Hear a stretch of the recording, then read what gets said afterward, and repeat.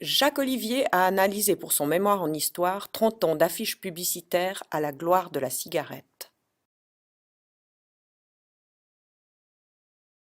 Les affiches publicitaires agissent comme un miroir dans lequel se reflètent les principaux enjeux relatifs à la cigarette à l'époque, à savoir suggérer faussement aux consommateurs l'innocuité du produit, orienter les consommateurs vers des cigarettes particulières, comme les cigarettes de goût américain, et également développer le tabagisme féminin, qui est encore embryonnaire au sortir de la Seconde Guerre mondiale.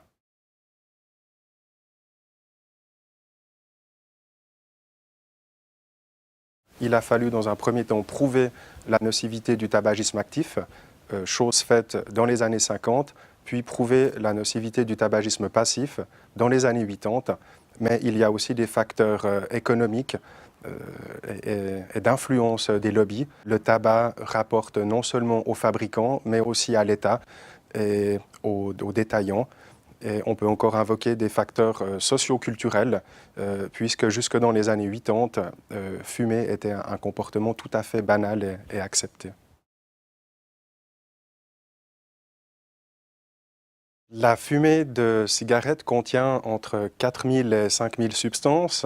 Parmi celles-ci, nous pouvons citer la nicotine, principalement responsable de la dépendance, du plaisir de fumer, mais également de maladies cardiovasculaires. Il y a le goudron, qui résulte de la condensation des particules de la fumée, qui contient une soixantaine de substances cancérigènes, par exemple comme le benzopyrène.